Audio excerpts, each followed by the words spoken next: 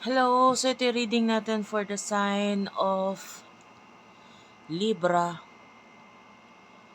Take only what resonates, guys. Bali, hindi to magre-resonate sa lahat ha. Unfortunately, hindi ko makakuha lahat ng energy ng Libra sa mundo. Pero okay lang yun. Ayusin natin yung ano. Anyway, dito lang ako sa bed na grid kasi wala akong table ngayon. Hindi ko makuha. Nag-stuck yung aking table. Anyway, for the sign of Libra. For those of you na gusto magpa-personal reading, Madam P, yan yung aming Facebook page. Sana po mag-iwan kayo ng likes, comments sa pinaka-video na to. Kahit po heart-heart lang, smileys, malaking bagay yun sa akin. And of course,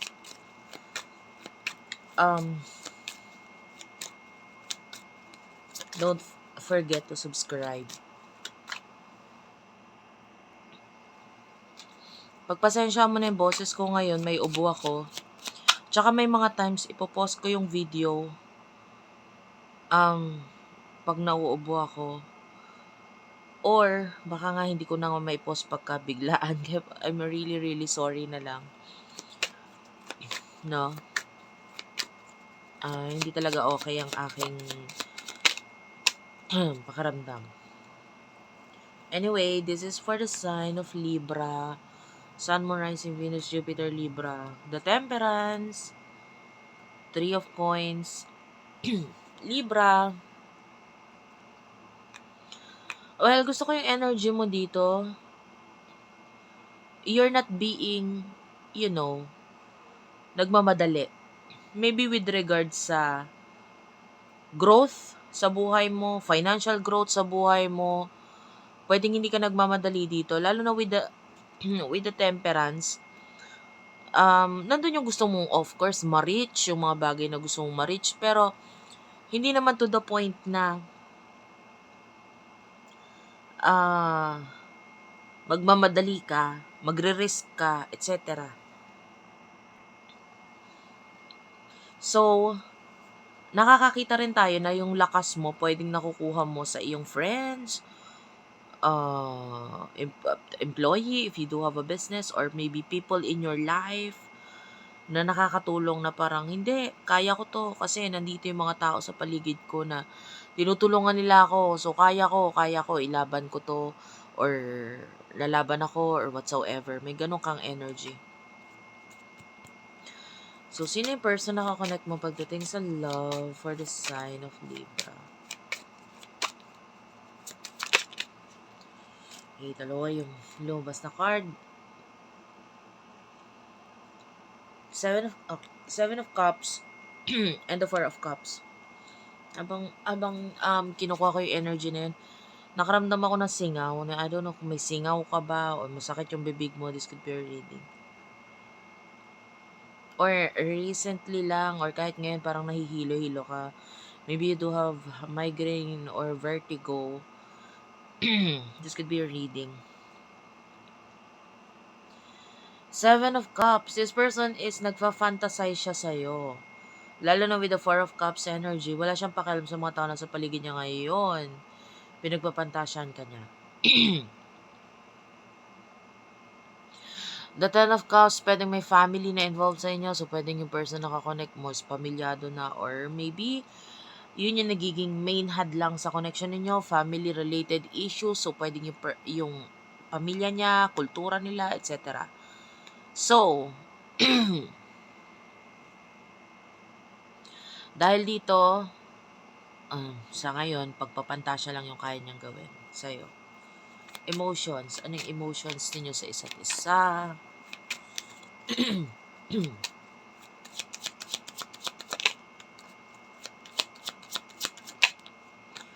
Try ko lang uminom ng tubig, guys. Wait lang.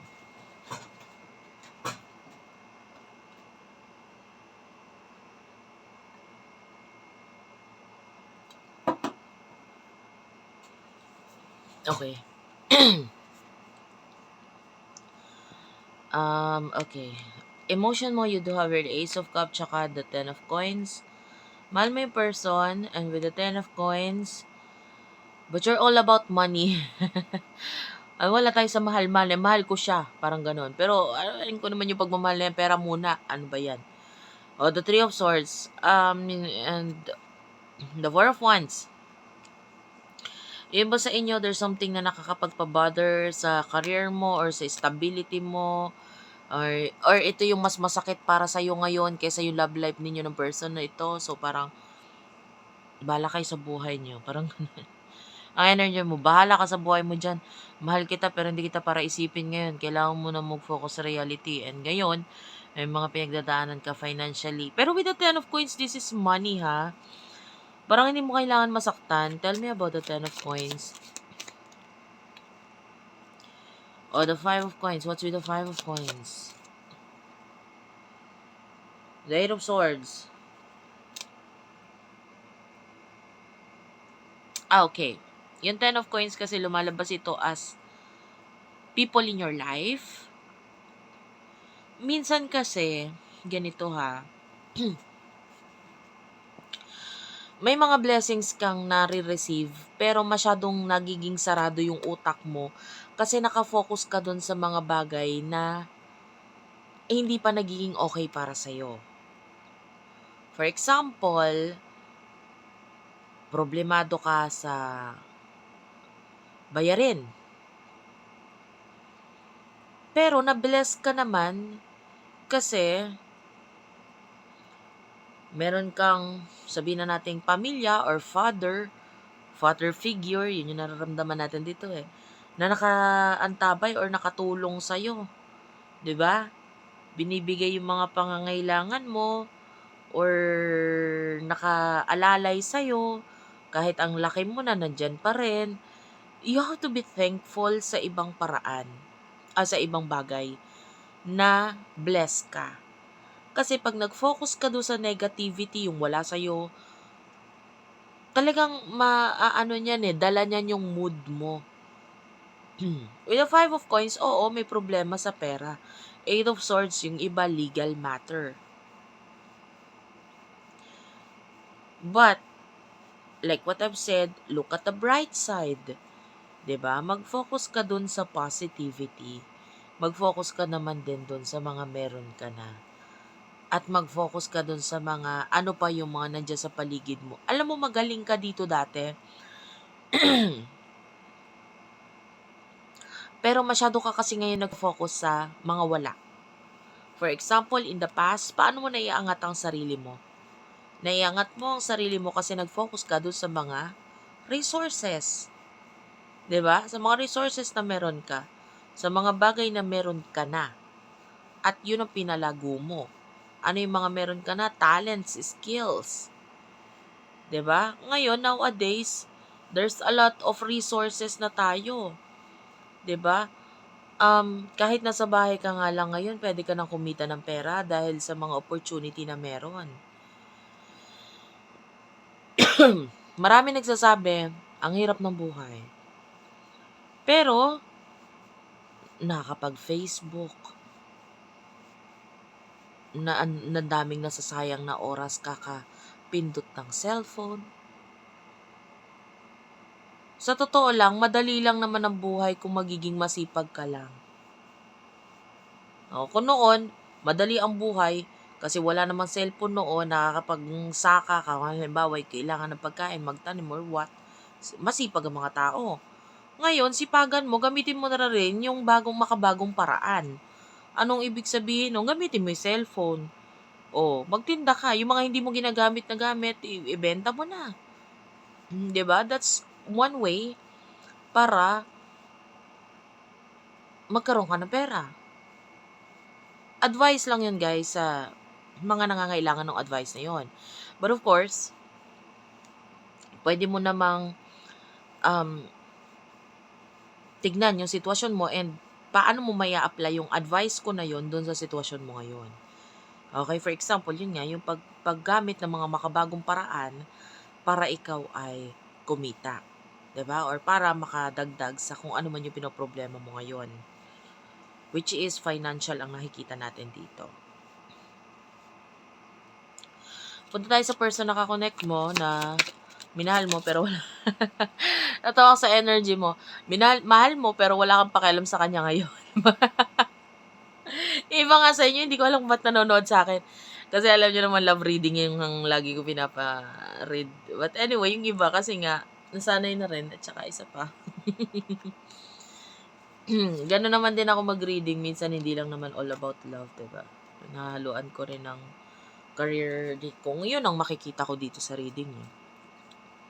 Ten of Wands is at the bottom of the deck. Okay, the Chariot, Four of Coins, the Empress. May iba lang ako, no? Salamat pala doon sa mga nagko-comment. Grabe, nakakataba ng puso. Ilang beses ako receive ng comment na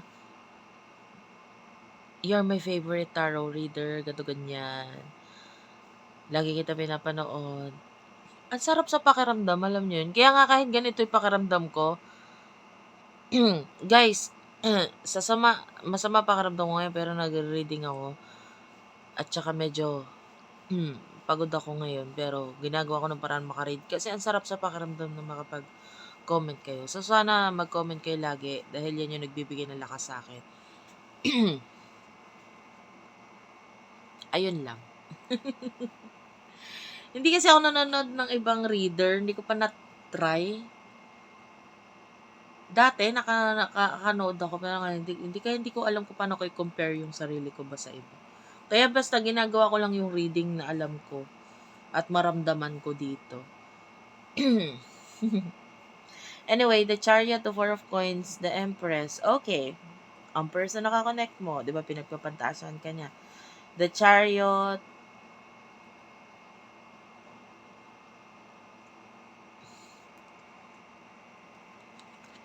Ala nga.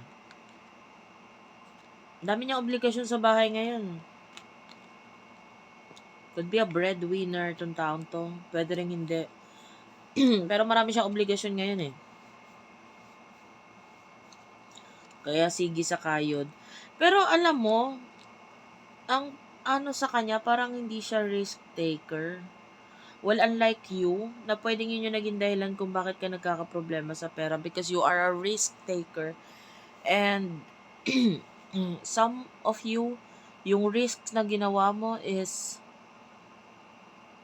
challenging. Hindi kayang gawin ng iba, pero ginawa mo.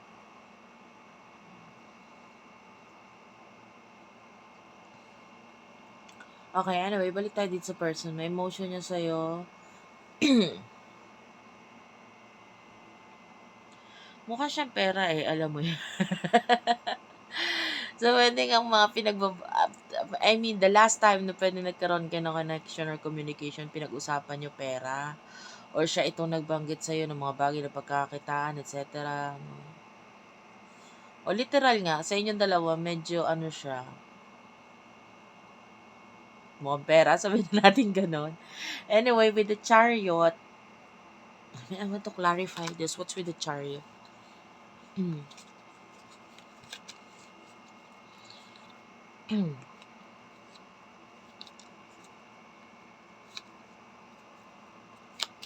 The Chariot.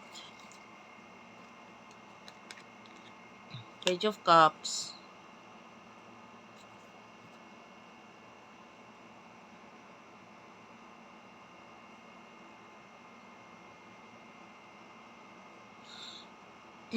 Parang gusto niyang lumipat. Okay.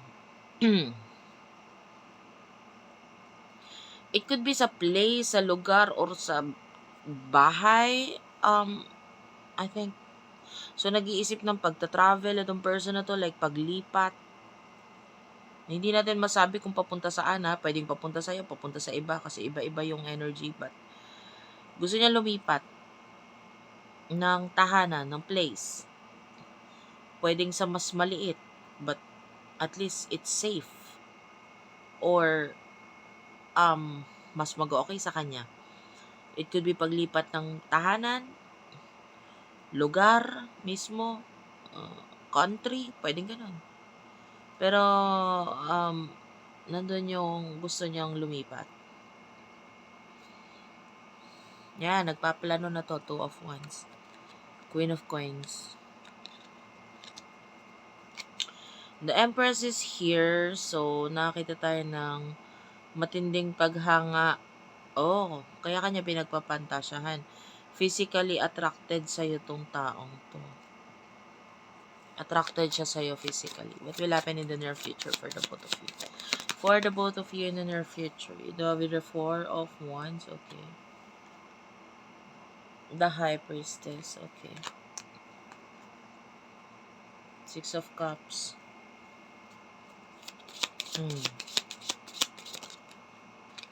The Emperor. Bottom of the deck, you do over the Lovers. Okay. The Emperor, the Two of Swords. Gemini, Libra, Aquarius, Aries energy.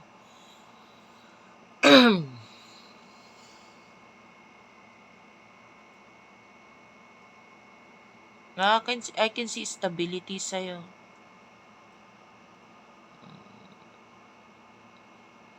The High Priestess, nakakaramdam tayo dito ng Pisces energy.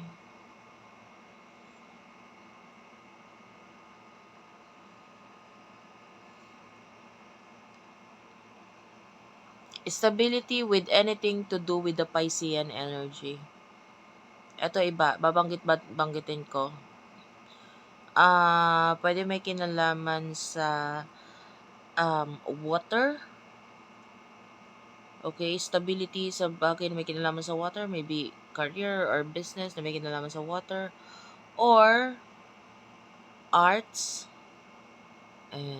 Pisces, sila yung zodiac na, may strength nila yung dreams, very dreamy energy.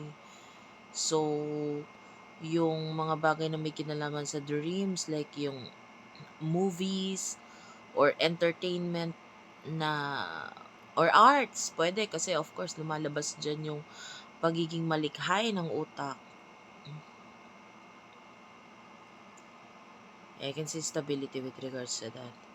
So, yung iba nga sa inyo, kung meron kang like maybe you're an artist or a model or what, pwede. Basta nailalabas mo yung pagiging artistic mo. I can see stability dito.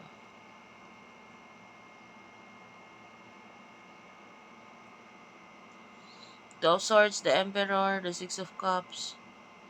Yeah, nakakita tayo ng pagdidesisyon dito sa person na to in the near future. May mga bagay siyang bubuuin na ayusin. The Lovers is here. Ace of Swords, this could be a new beginning.